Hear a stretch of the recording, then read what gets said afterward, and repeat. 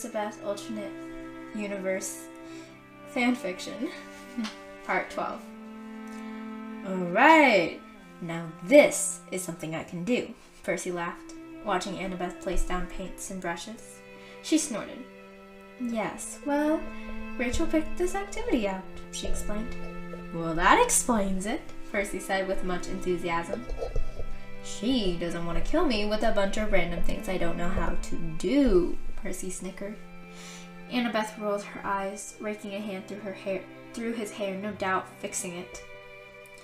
It is not a travesty to be well-rounded.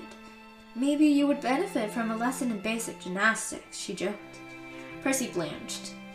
He was not flexible in any way. Rather not. Please. Please, thank you, he said quickly, and with widened eyes. Annabeth laughed, fully amused. The coaches are scary, and so are the other gymnasts, he shuddered. Seriously, how could a person bend like that? It was terrifying and impressive at the same time. Idly, Percy wondered if Annabeth knew gymnastics. She probably did, and to a terrifying degree. And then probably at some point she'd just whip out the skill just to frighten him. Oh no, poor you. Whatever shall happen to you in such a dire plight, she said dryly. Percy frowned and tossed a handful of grass at her. Annabeth chuckled and ducked out of the way, but with a few green strands still caught in her hair. They were striking against the golden blonde. Percy smiled. She looked so pretty in the sunlight, even with grass in her hair. Plain blue shirt and black jean shorts. She somehow still looked heavenly. Percy! Percy! Percy! Percy! Annabeth shouted, shocking him out of the admire Annabeth land and back into reality. Huh? Yes? What? Yes? Huh? Percy said dumbly, much to Annabeth's amusement. He felt his cheeks go red. How was it that this was what embarrassed him in front of her? Annabeth had seen him literally tangled up in bed sheets and then flopping onto the ground in a heap before. And this spaz of a sentence should be perfectly fine. But apparently it wasn't. You were not listening to me, Annabeth laughed a bit. I mean, what else is new? She teased, flicking the side of his head. Percy gasped dramatically. Don't think this is the end, he cried out, lunging at her to attack. Annabeth laughed and jumped out of the way. You do realize I'm faster than you, right? Percy said. You do realize I'm better at you than everything, right? She mocked him. Prove it then, Percy fired back. Annabeth laughed arrogantly. Gladly, she smirked. Without warning, she aimed a near-perfectly timed roundhouse kick at him, and he just barely got out of the way of it. Percy sent her a wink and raised his fists in defenses. That all you got? He mocked her. Annabeth bit her lip and threw back her head in laughter. Not even close, she said through gritted teeth. Percy threw a punch out, one she blocked with ease and twisted around. His other hand came up to grab her elbow, yanking it down to force her off balance. You've played this move a dozen times, Percy laughed at Annabeth's scowl. Yes, and you have too, she replied, hitting the back of his knee, causing him to buckle and tumble down to the ground. Percy shot up and in a quick motion clasped her hands together in a twisted grip that she could not get out of. Percy smirked as she glared at him. You have tiny wrists, he shrugged. Annabeth snorted. You do not need to explain why a move works, she said pointedly.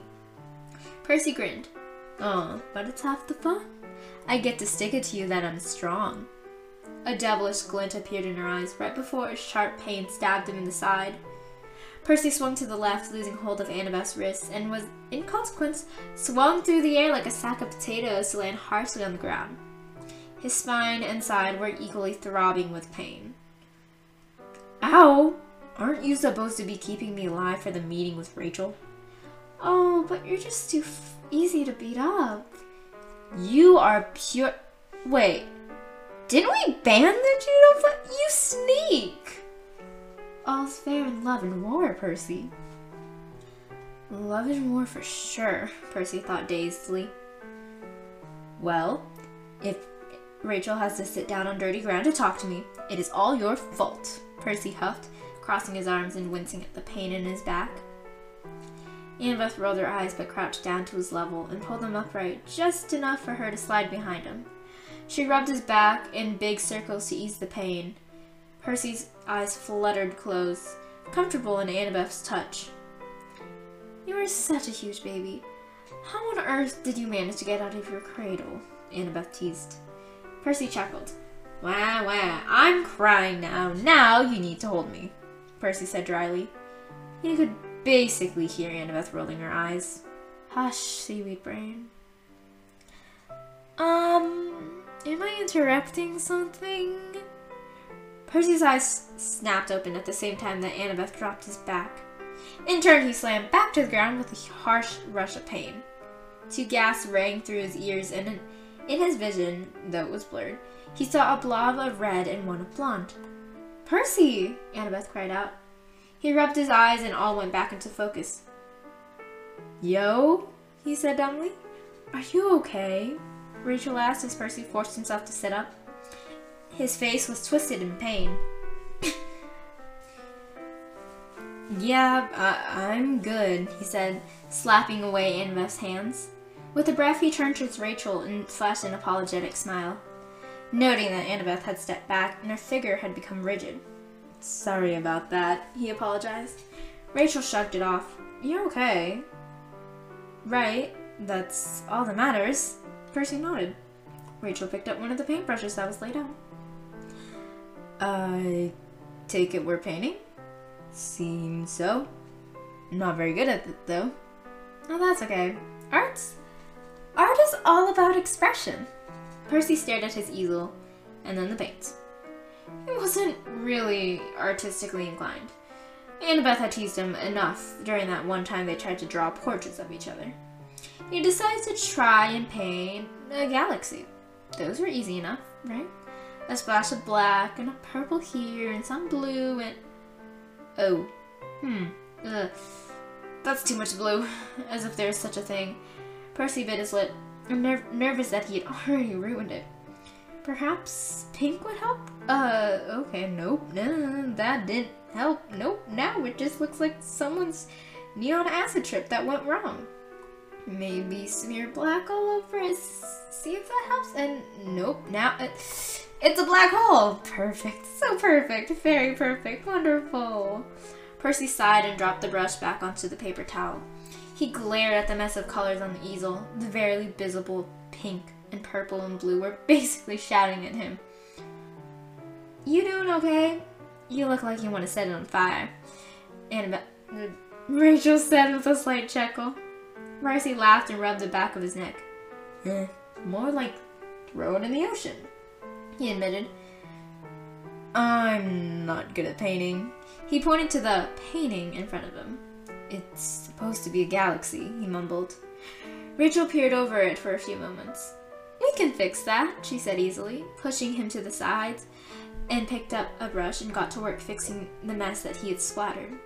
Percy watched her as she smeared white paint across, flicking the brush, and did other fancy stuff that he didn't even know you could do in art. She clearly had an eye for beauty and a painter's touch. Oh wow, he gasped. It's actually coming together, Percy said, as a galaxy started to appear. Rachel snorted but continued to paint. At that, Percy took the time to look at what Rachel had painted. It was a beautiful sunset that blended pinks and oranges and yellows and somehow purple. Looks wonderful. She really had talent. Percy sighed, wishing that he had a single percentage of that amount of talent. Near the bottom, there were two silhouetted figures. He couldn't tell if they were friends or a couple by the way they were holding hands but not cuddling close. Either way, it was a beautiful painting, and one she had managed to accomplish in the 20-30 minutes that he had used to mess up his canvas. Rachel caught him gaping and laughed a bit. Not my best work, but I don't hate it, she admitted, seemingly adding the finishing touches. Percy's jaw dropped and he stared at Rachel in pure amazement. How is this not your best work? He questioned. She laughed and shrugged. But look, it's all done. She presented him his painting back to him, and this time, it looked great.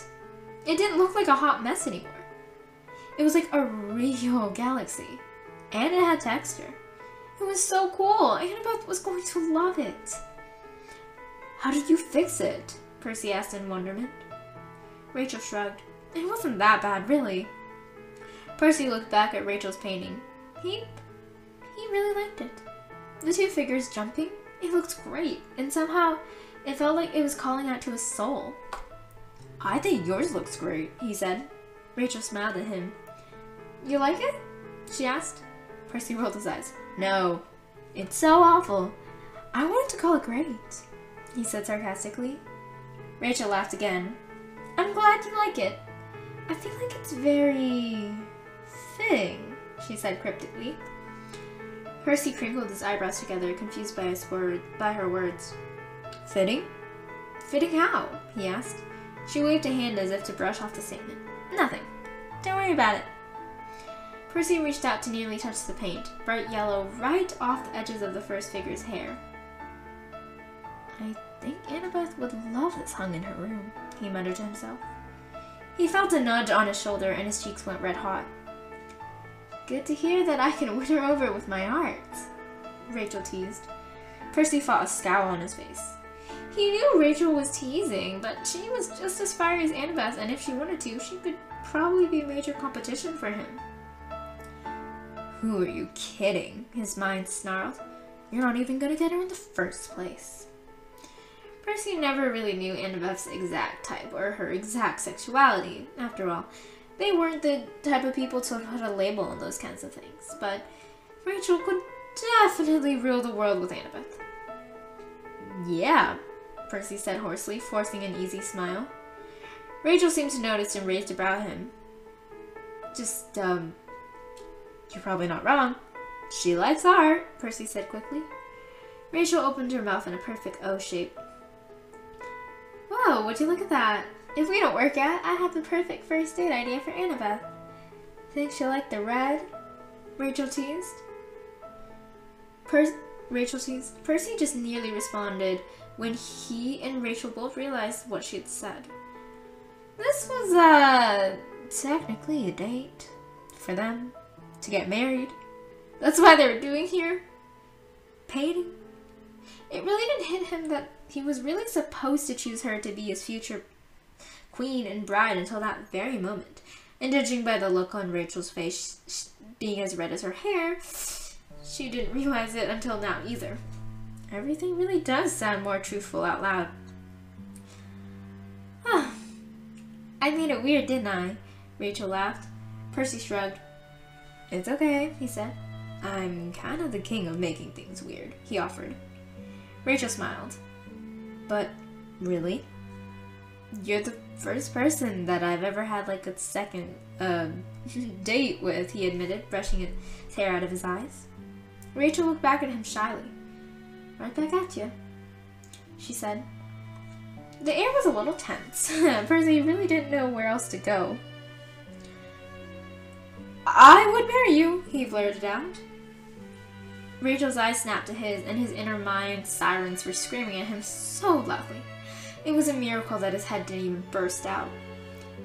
I would marry you too, Rachel replied, messing with the skirt of her dress. That's good to hear, Percy said awkwardly. Rachel smiled a bit. Yeah, should we just choose each other and like end this awful game? She asked. I mean, we wouldn't be miserable at least. I think it'd be nice, she continued. Percy bit his lip but nodded. Yeah, I think it would be nice. Calm, easy, no huge arguments. We get along, he listed. Rachel firmly agreed. Tell our overseers? I'd love to. And that was how Percy ended up with a nearly crying Annabeth wrapped around his side. Oh, thank you. Oh, thank you for ending my misery, she said into his shirt. Percy cradled her head with his hand, feeling his own misery set in. Rachel's great. I think we would be content, he said. Annabeth made a choked sound. I'm gonna be done. I'm gonna be free, she continued. Percy only held on to her tighter, feeling like he was slowly getting pushed into a cage. Finally, or unfortunately, Annabeth let go of him. There were tears shining in her eyes. I will plant the ball in the wedding. Oh, I'm so excited, she said with a final hug. Then Annabeth raced off, shouting orders at the staff to get things ready. Percy stood still, watching her run off and do her job. His heart felt like it was aching. It felt awful. He felt awful. All he wanted to do was hold Annabeth again. What he wanted was for her to shake her head and say something bad about Rachel so that this would not be happening right now. Yes, Rachel was wonderful and nice and kind and all of the things that a queen should be, but she wasn't Annabeth. And he just really, really wanted Annabeth. But there she went, crying with joy about his future marriage that he was dreading. The sinking feeling only went lower. Percy stared at the hallway where Annabeth had run off to, wishing she'd come back, wishing that she'd show some kind of sign that she'd also want to marry him. Rachel was great, yes, that was very true. But Annabeth was more than great. She and Rachel were very similar, yet so different. Rachel never snapped or rolled her eyes. Annabeth berating him was basically how they had met. Annabeth always stood at a proper standstill and was the most professional and proper person he'd ever met. Rachel seemed more like him, never standing still, never staying in one place and always moving, thinking, tinkering, busy. Rachel accepted him and all his shortcomings. Annabeth forced him to push on and do better, to be better. She made him grow and be a better person. And most of all, he loved Annabeth, not Rachel. Percy's mind snapped to a decision. Well, that would certainly get him killed, but he was going to do it anyways. Breaking from his frozen spell, Percy raced the other way, out the door into the carriage where Rachel was in and headed off him. Stop the carriage! He shouted, making the horses panic. He sent them a sorry glance, but nothing more. Rachel threw open the door and had an equally frenzied expression on her face. I can't, Percy spewed out. Surprisingly, Rachel smiled. I know, she said. Percy stared at her in surprise. It's obvious, she supplied, patting his cheek. I'm sorry, Percy said, but Rachel shook her head. Don't be. Just be sorry to her for taking so long, she joked. Percy sighed in relief. I have an idea, but it's terrible and you will have to help me with it, okay? He explained. Rachel grinned. I'm in. Percy wanted to marry Annabeth. He didn't mind marrying Rachel. He loved Annabeth. He liked Rachel. He couldn't marry someone when he loved another, so he was not going to. Instead, he'd marry the one he loved, or he'd die trying.